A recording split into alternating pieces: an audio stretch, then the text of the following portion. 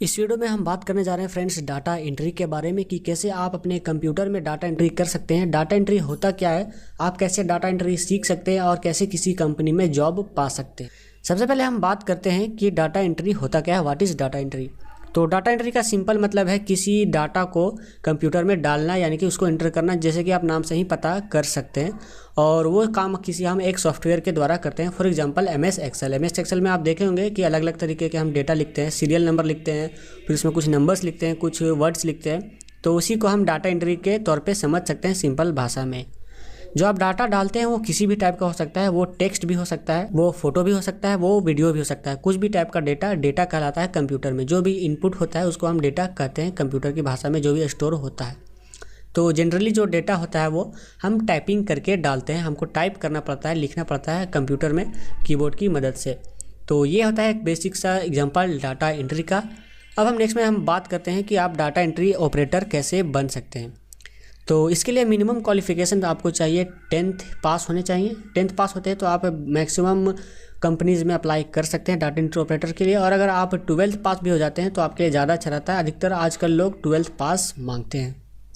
बात करें अगर आपको टाइपिंग की, तो आपको हिंदी या इंग्लिश कम से कम दोनों में से एक लैंग्वेज में आपको टाइपिंग आनी चाहिए। अगर आपको दोनों में आती है तो आपको अच्छी बात है, आपकी मेरिट लिस्ट अच्छी बनती है। और जो आपको टाइपिंग आनी चाहिए वो 35 वर्ड्स पर मिनट से ज़्यादा क्या होनी चाहिए। मिनिमम आपकी टाइपिंग स्पीड 35 वर्ड पर मिनट होनी चाहिए। नेक्स्ट में हम बात करते हैं लैंग्वेज की नॉलेज की। तो आपको हिंदी इंग्लिश ये दोनों लैंग्वेजेस आने चाहिए अच्छी तरीके से, क्योंकि आपको अलग अलग लैंग्वेज की डेटा मिलती है, उसको आपको कन्वर्ट करना पड़ता है और कंप्यूटर में डालना पड़ता है। तो दोनों लैंग्वेज अगर मैं पकड़ आपकी अगर अच्छी है तो आपके लिए अच्छी बात होती है। और एक आखिरी चीज़ जो आपके पास होनी चाहिए वो है कंप्यूटर की बेसिक नॉलेज, क्योंकि आपको सारे काम जो है कंप्यूटर्स पे करने पड़ते हैं। तो आपके कंप्यूटर को बेसिक ऑपरेशंस आने चाहिए, कैसे आपको कंप्यूटर यूज करना है। और बेसिक सॉफ्टवेयर जैसे कि MS word, MS excel, MS access और MS पावर पॉइंट, ये सारी चीज़ें आपको चलानी आनी चाहिए। अब आगे हम बात करते हैं how to learn data entry. आप डाटा एंट्री कैसे सीख सकते हैं। तो इसके लिए आप 1 साल का डिप्लोमा कोर्स कर सकते हैं डाटा एंट्री में, जहां पे आपको बेसिक कंप्यूटर की चीज़ें सिखाई जाएंगी, जो पहले मैंने बताया था कि जो आपको रिक्वायरमेंट होती है। तो यहाँ पे आपको सिंपली सिखाई जाएगी MS वर्ड, एक्सेल और पावर पॉइंट जैसी चीज़ें आपको सिखाई जाएगी, यहाँ पे आपको सीखना पड़ता है। नेक्स्ट में हम बात करते हैं कि टाइप्स ऑफ डाटा एंट्री, कितने टाइप्स ऑफ डाटा एंट्री होते हैं, कितने तरह की डाटा हम एंट्री करते हैं। सबसे पहला आता है फॉर्म फिलिंग डाटा एंट्री, जिसमें हमको जनरली फॉर्म्स को फिलअप करना होता है और भरना होता है अलग अलग तरीके की, और जिसमें हमको टाइपिंग स्पीड अच्छी मांगती है। दूसरा है सॉफ्टवेयर डाटा एंट्री, जिसमें हम किसी सॉफ्टवेयर का यूज करते हैं, फॉर एग्जांपल MS एक्सेल या फिर MS वर्ड, जिसमें हमको लिखना होता है कोई भी रॉ डेटा जो कागज़ में लिखा हुआ है उसको कंप्यूटर में इंटर करना पड़ता है, उसमें डालना पड़ता है, उसका डाटाबेस बनाना पड़ता है, फाइल्स बनानी पड़ती है। तो ये होता है सॉफ्टवेयर डाटा एंट्री।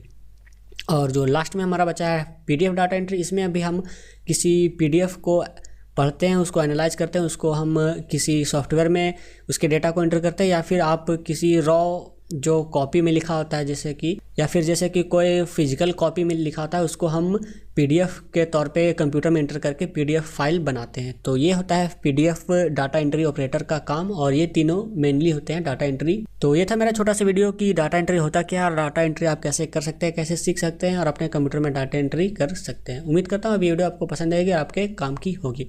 अगर वीडियो आपको अच्छी लगी है तो इसे लाइक कर दीजिए, शेयर कर दीजिए अपने दोस्तों के साथ फेसबुक व्हाट्सएप ग्रुप में, और ऐसी वीडियो में लाते रहता हूँ। तो मेरे चैनल को आप सब्सक्राइब कर सकते हैं। फिलहाल के लेते हैं फ्रेंड्स, मिलता हूँ अगली वीडियो में, तब तक के लिए बाय।